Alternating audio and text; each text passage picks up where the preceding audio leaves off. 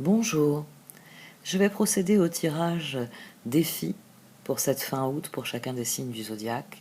Comme vous le savez, la première partie sera disponible ici en accès libre sur YouTube et la deuxième partie est accessible via un lien conduisant à l'extension qui se trouve sur Vimeo. Merci à tous ceux qui soutiennent mon travail, vos messages me touchent énormément, tous les signes qui me sont envoyés sont toujours une source de joie et de gratitude. Dans un premier temps, je vais faire un petit point astrologique sur les énergies qui nous attendent dans les semaines à venir. Juillet et août se sont démarqués comme 2 mois où il y a eu plus de liberté en cette année plutôt chaotique de 2020. Astrologiquement, le coup de tabac il est prévu pour la rentrée, avec Mars rétrograde du 9 septembre au 13 novembre, qui vient préparer la grande conjonction de décembre. C'est pourquoi je vous encourage à faire tout ce qui est important en août, avant que nous ne soyons au cœur du tourbillon qu'apportera Mars rétrograde. D'un point de vue astrologique, la saison des éclipses est terminée. Mercure et Vénus sont enfin sortis de leur phase d'ombre. D'une certaine manière, août rugit en nous, parce que nos désirs et nos objectifs individuels animent nos esprits.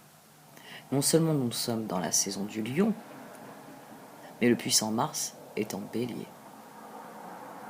Cela ne veut pas dire, cependant, que tout va se passer comme prévu ce mois-ci. En fait, il serait plus sage de rester flexible. En effet, Uranus, qui est la planète de la surprise, de l'innovation, de la liberté, de l'originalité, rétrograde aujourd'hui 15 août à 10 degrés Taureau. À chaque fois qu'Uranus change de direction, il perturbe le statu quo. Il change ce qui semblait immuable. On peut même considérer qu'il déplace l'inébranlable. Heureusement, Uranus n'apporte que les changements qui sont vraiment nécessaires, afin que nous puissions avancer dans nos vies. Vous serez particulièrement influencé par la rétrogradation d'Uranus si vous avez des planètes ou des angles autour de 10 degrés Taureau. Dans les semaines à venir, faites surtout attention à Mars. Il y a des signes à surveiller, parce que Mars est d'humeur dominante en Bélier. Alors regardez où il y a un conflit dans votre vie. Qui ou ce qui vous retient. Rappelez-vous que le Capricorne régit les gouvernements. Alors choisissez judicieusement vos batailles.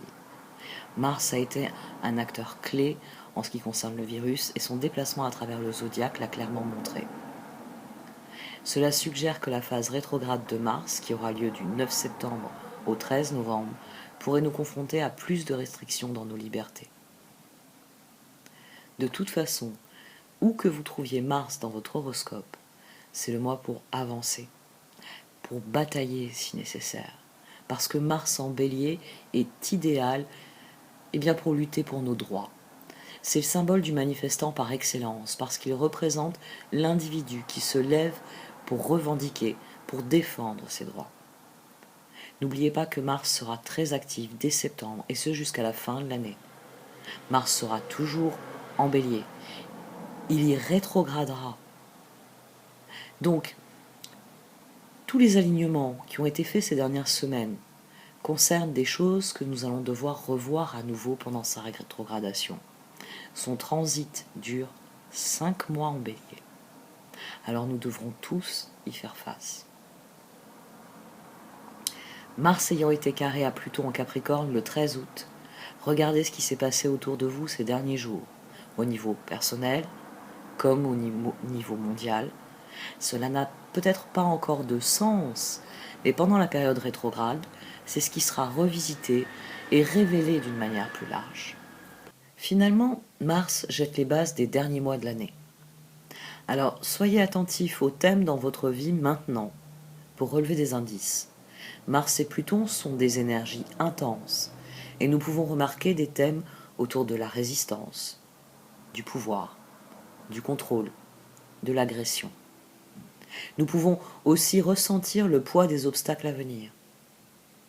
Mars, c'est notre volonté personnelle. Pluton, c'est la volonté universelle. Le Bélier, c'est l'individu. Le Capricorne, c'est les institutions. Les gens en ont assez de la façon dont le monde dysfonctionne depuis trop longtemps. Le carré Mars-Pluton, inhabituellement long, pourrait être la dernière goutte qui fait déborder le vase. Parce que Mars déclenche Pluton. Oui, Pluton est puissant, mais Mars est domicilié en Bélier. En fait, l'âge du Verseau approche à grands pas. Décembre est pour après-demain en cette folle année. Dans les jours à venir, Mars sera carré à Saturne le 24 août. Si Mars carré Pluton est un aspect explosif, Mars carré Saturne est un aspect implosif. C'est pas moins intense, mais nous n'aurons pas d'autre choix que de contenir tout ce qui va résulter de nos actions. Avec Mars carré Saturne, nous allons devoir nettoyer notre bordel. Alors, ça peut être extrêmement frustrant, mais aussi extrêmement productif et gratifiant. Revenons-en à Uranus. Aujourd'hui, 15 août, est un tournant puissant pour 2020 parce que Uranus devient rétrograde jusqu'au 14 janvier 2021. Depuis 2018, Uranus, en taureau, change notre perspective mondiale en ce qui concerne l'économie, la monnaie, et plus important que tout, notre environnement. Uranus apporte le changement pour une transformation sur le long terme. Donc quand il entre en rétrogradation, c'est une chance pour nous de revoir les changements qui se sont produits dans nos vies afin de les rectifier. Sa rétrogradation nous permet de réfléchir à la façon dont nous avons grandi durant ces derniers mois, aux vérités qui sont apparues et doivent maintenant devenir le ciment de l'avenir. Cela peut nous aider à faire la paix avec les changements nécessaires qui permettront d'avancer sur des nouvelles bases.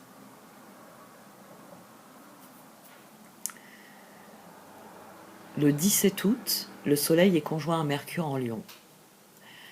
Ce qui est intéressant à propos de cette conjonction, c'est qu'elle est au sommet d'un aspect appelé Yod, ou doigt de Dieu.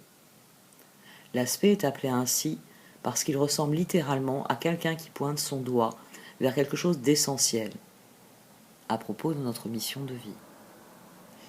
Faites attention à toutes les informations qui vous parviennent autour de cette date, surtout si vous avez des planètes ou des angles autour du 25 degrés Lion. D'ailleurs, la nouvelle lune qui a lieu le 19 août a lieu à 26 degrés Lion. Les énergies ont été dures ces derniers mois, mais ça va créer une fenêtre pour nous rappeler comment nous amuser.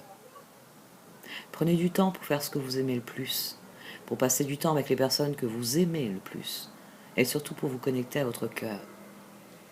Sous cette nouvelle lune, la créativité sera élevée. Ce peut donc être le moment idéal pour démarrer un nouveau projet, une nouvelle entreprise créative. Abordez tous les problèmes qui peuvent se poser de manière créative. Vous trouverez de nouvelles solutions avec cette nouvelle lune. Cette nouvelle lune sera conjointe à Mercure en Lion et elle sera trigone à Mars en Bélier. Cela ajoute à son énergie positive, car Mercure stimulera de nouvelles idées et aidera dans les plans à court terme. Mars apportera de l'énergie supplémentaire pour avancer vers ce que nous voulons, nous permettant de prendre les mesures nécessaires pour faire bouger les choses. Juste ce dont nous avons besoin avant septembre. Le lion est le signe de la créativité. Mais qu'est-ce que la créativité ? La créativité ne consiste pas à suivre les tendances. La créativité est qui vous êtes. Le processus de création, à sa base, n'a rien à voir avec le monde extérieur. Il s'agit simplement de se connecter à notre moi intérieur et de permettre à notre lumière de briller. Le soleil se lève chaque jour, nous donnant chaleur et lumière. Le soleil n'a pas besoin d'être quelque chose qu'il n'est pas.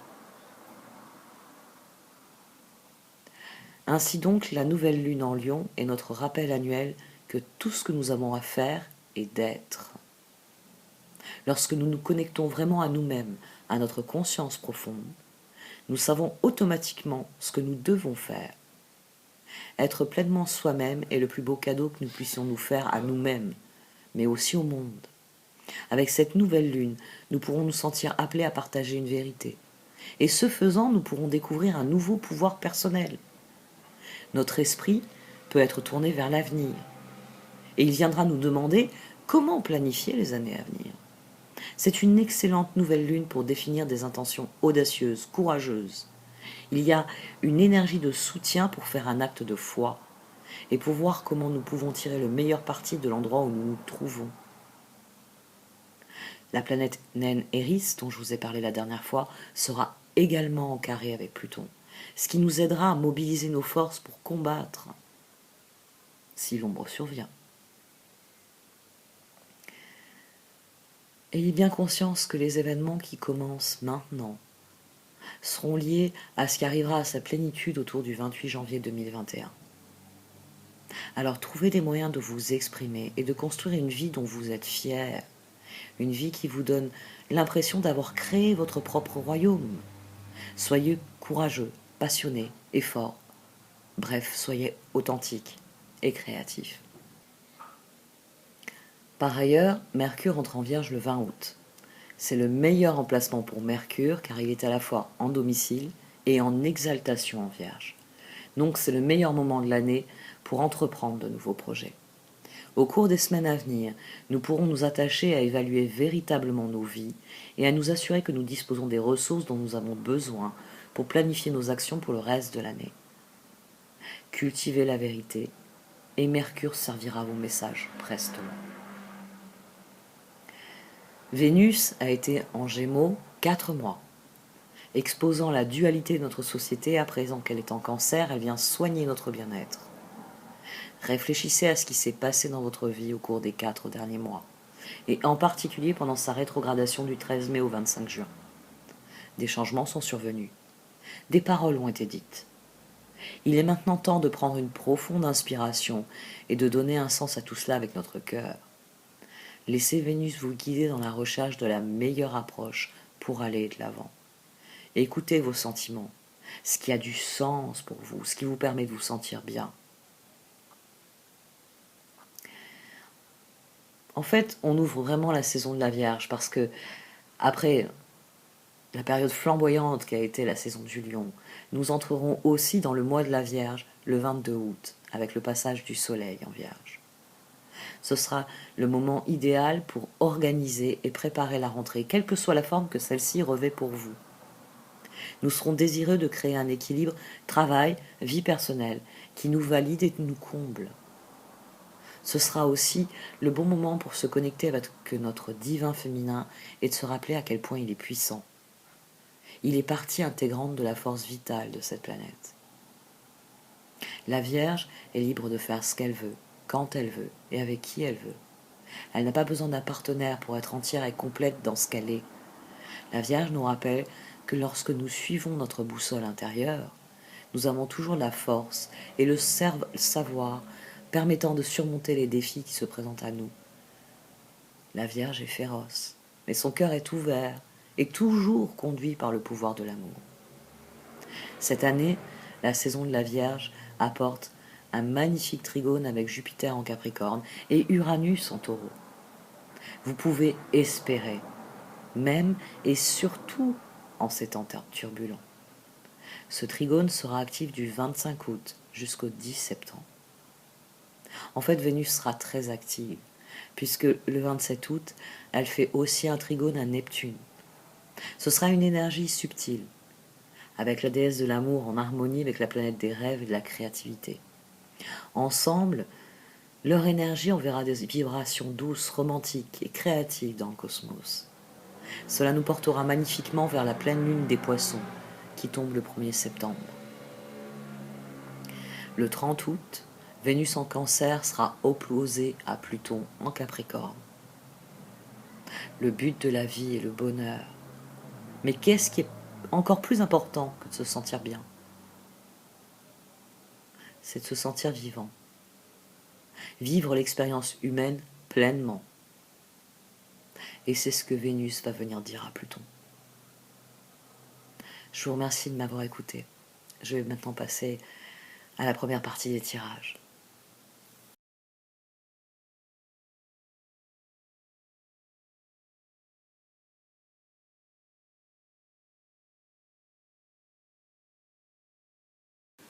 Voici donc votre tirage défi pour ce mois d'août, Amis Gémeaux. Au centre de ce tirage, vous avez Stuck in the Mud. Vous tournez en rond, cherchant dans quelle direction aller depuis un certain temps, ou coincé dans une situation qui n'évolue plus, mais que vous n'arrivez pas à trouver un moyen de la faire évoluer. Et cette carte ici, elle vient faire un constat. Elle vient dire que vous tournez en rond, que vous ne parvenez pas à voir où vous pouvez aller, mais que vous avez le pouvoir de changer cela. Que vous pouvez trouver les informations qui vous font défaut, si c'est le cas, que vous pouvez prendre du recul pour voir exactement quels sont les chemins qui s'offrent à vous. Cette carte est très intéressante parce que ça apparaît aussi dans le tirage en dessous. Elle souligne un phénomène qui existe dans la nature de coopération entre les espèces et d'une coopération qui est nécessaire parce que ce petit oiseau que vous voyez là sur l'éléphant, dans la nature, les éléphants ont tous un oiseau, parfois une famille, même parfois cet oiseau a une progéniture qui prend soin d'eux, qui dépend de l'éléphant parce qu'il se nourrit des parasites qui se collent à la peau de l'éléphant. Mais il apporte aussi sa contribution dans la vie de l'éléphant en l'informant de ce qui se passe autour de lui.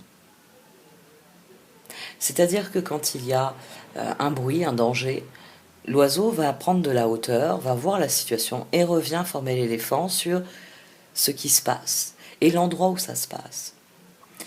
Ce phénomène est mis en exergue dans cette carte pour souligner que parfois, la tête et le cœur ne discutent plus. Que parfois, il y a en nous une dualité qui s'installe et qui fait que, même si une part de nous a conscience de la réalité, une autre part est dans le déni, ne veut rien entendre, continue à tourner en rond, alors qu'une part de soi a les informations nécessaires pour avancer. C'est une carte qui vous dit qu'il vous faut vous arrêter et observer la situation, qu'il vous faut réconcilier en vous ces voix discordantes, ces positions déséquilibrées qui font que une part de vous a la réponse, mais qu'une autre part de vous ne veut pas l'entendre. Parce que c'est la coopération qui permettra de savoir dans quelle direction aller.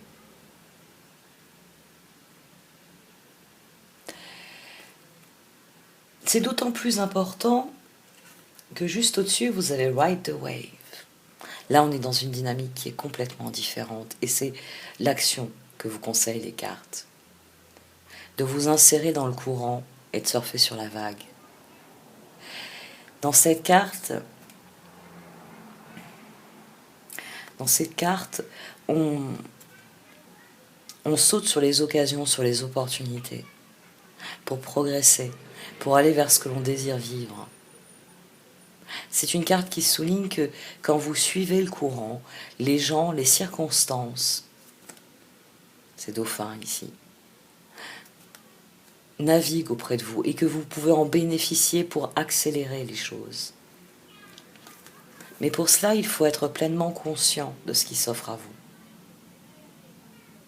Il faut cesser de tourner dans ce marécage.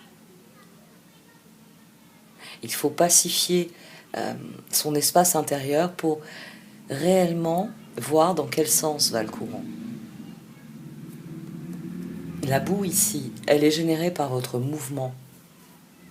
L'eau n'est plus fluide, l'eau n'est plus un courant rapide qui vous emmène quelque part parce que vous tournez en rond.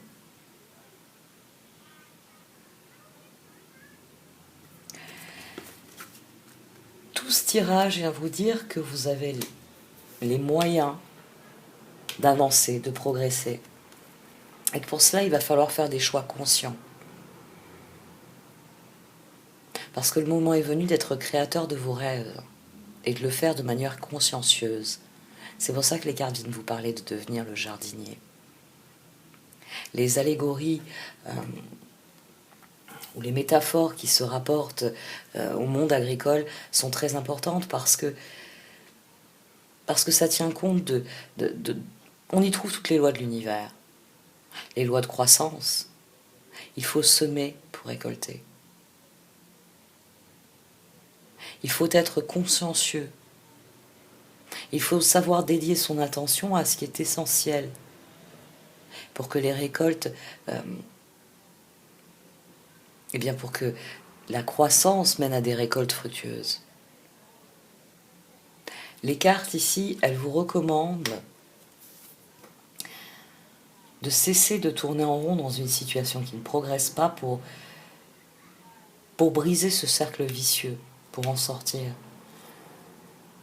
Et pour saisir les opportunités qui s'offrent réellement à vous. Celles que vous ne voyez pas ou que vous refusez peut-être de voir.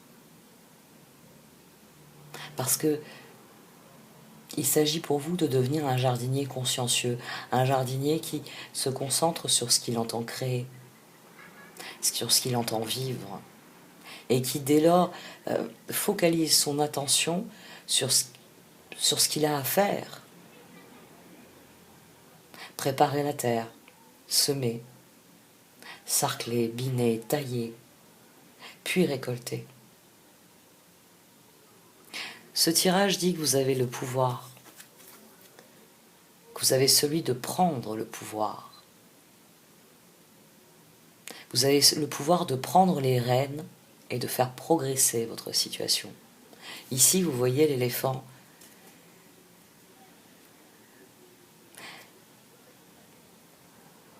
Son cavalier sait parfaitement où il le mène. Il n'est plus du tout en train de tourner en rond. Il s'élève au-dessus de la situation. Il passe à l'étape suivante. Parce que le moment est venu, de travailler à ce qu'il entend récolter. Le moment est venu de surfer sur la vague. Et vous avez toutes les capacités nécessaires pour cela. C'est un bon tirage. C'est un tirage qui vous dit que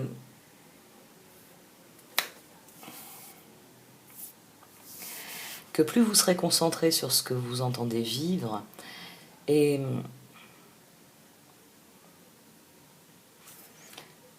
plus vous saurez quelle est la prochaine bonne action.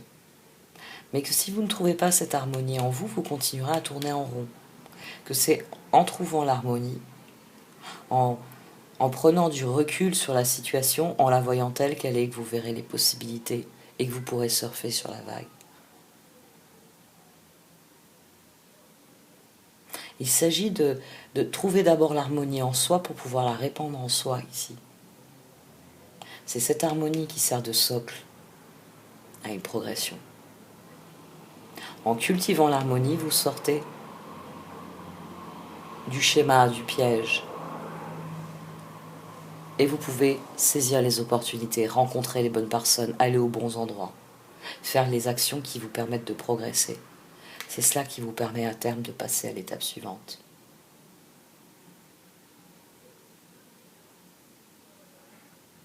Je vais arrêter là pour cette partie du tirage. Pour ceux qui le désirent, vous pouvez cliquer sur l'extension qui se trouve dans le menu titre. Merci de m'avoir écouté. Vous pouvez liker, commenter ou partager cette vidéo. Au revoir.